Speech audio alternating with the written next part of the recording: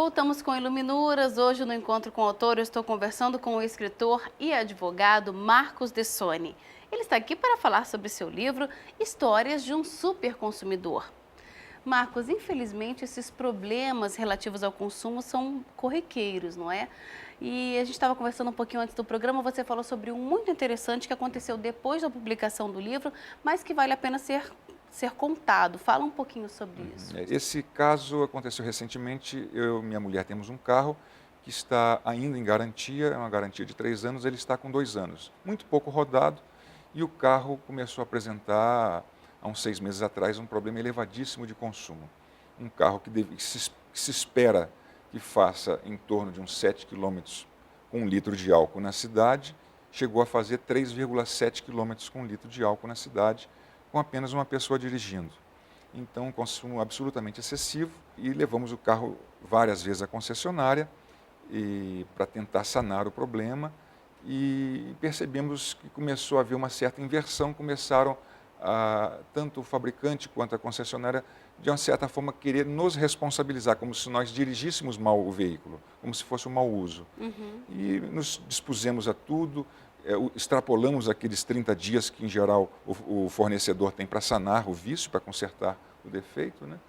E eu sei que, depois de muitas idas e vindas à concessionária, eles realizaram testes que nós, por liberalidade, aceitamos fazer, não tínhamos nenhuma obrigação de fazer, e acabamos constatando, junto com a montadora e com a concessionária, de que o carro, de fato, tinha um problema. E a insistência foi tão grande, mas sempre de forma muito educada, muito civilizada, mas batendo em cima do direito do consumidor, que chegou a um ponto em que não havia mais solução. Ou eles cumpriam o direito do consumidor, né, que está lá previsto no artigo 18, seria a troca do veículo por um novo, já que ele estava em garantia, ou o desfazimento do negócio com a devolução do dinheiro corrigido.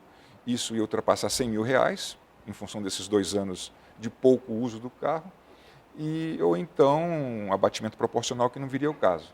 Eu sei que, mas normalmente o fornecedor no Brasil, é curioso, ele não cumpre a lei espontaneamente. O consumidor fica praticamente obrigado a recorrer ao PROCON ou ao Poder Judiciário para tentar resolver esses problemas que estão na cara, que são problemas que existem e que o fornecedor deveria resolver. Como é que as pessoas podem agir caso os direitos delas sejam desrespeitados? Porque o primeiro órgão que vem à nossa cabeça é o PROCON.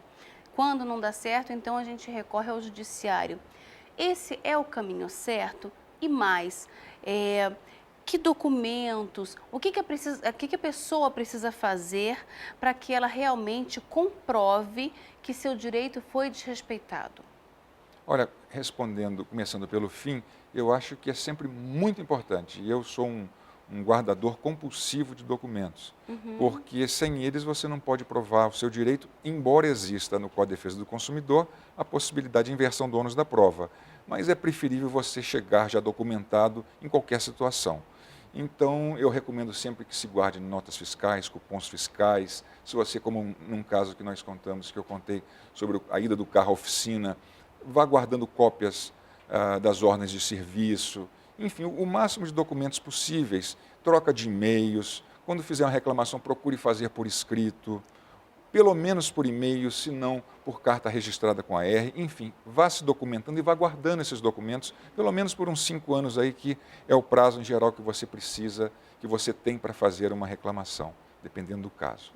Então, isso é fundamental. Agora, com relação às maneiras de buscar o seu direito, quem dera os fornecedores, como eu disse, tivessem consciência e agissem não em função de sempre buscar mais lucro, mas sim em buscar a maior satisfação e a maior alegria do seu cliente, né?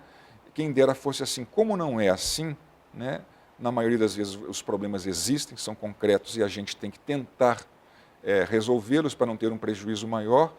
Então, eu acho que o primeiro passo é o consumidor conhecer o seu direito, né? Conhecer o seu direito e tentar conversar, articular e negociar com esse fornecedor, mostrando a ele qual é o seu direito. Porque, às vezes, o mero fato de expor e demonstrar que você conhece o seu direito diante do próprio fornecedor já causa uma impressão positiva de que você poderá vir a buscar o seu direito numa via mais custosa para todos.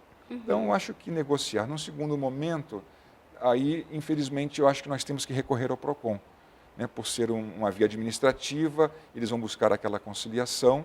Em muitos estados e municípios funciona muito bem. Num terceiro momento, não há como fugir, né, do Poder Judiciário e as causas pequenas levar aos juizados especiais cíveis, né, chamados popularmente de pequenas causas.